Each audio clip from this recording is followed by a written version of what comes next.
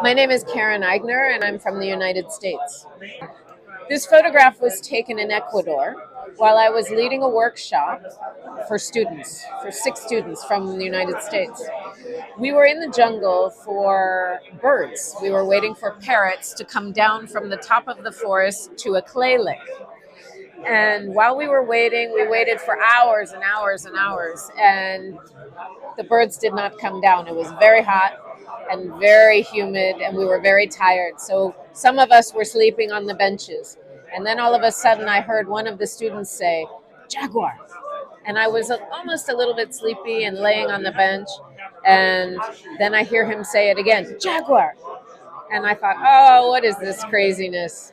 And then he said, "There's a jaguar." And we all jumped up, and right about 200 feet away was a jaguar standing in the clay lick.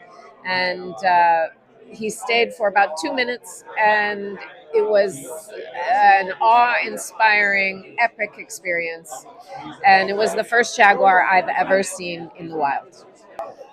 I'm not sure that I knew in the moment that it was an exceptional shot because the experience was so amazing. We were all jumping up and down and super excited because we had just seen our first jaguar in the wild. So it wasn't until later, going through my pictures, where I chose this image and thought, oh, it's kind of a nice image. So it wasn't until later. I didn't know in the moment. I just tried to make a picture in the moment. But I didn't know it was the moment until later. He explained the artistic and personal experience. One of the biggest challenges in making this image was that it was a crazy moment. We were very excited, and it happened all of a sudden. So we were waiting for a different experience. We were waiting for birds, parakeets, to come down from the top of the forest, and instead we had a jaguar in front of us. And the lighting was very low, very dim. There was not a lot of light in the forest, so we were struggling with shutter speed and being on the right settings when the animal was right in front of us, and trying to remember to get the settings right. So everything happened very fast. So I was kind of lucky to have this image because I recall that some of the other pictures that I took in succession were not sharp because my shutter speed was very, very slow. I'm an editorial photographer, so most of my work revolves around telling the stories between nature and man.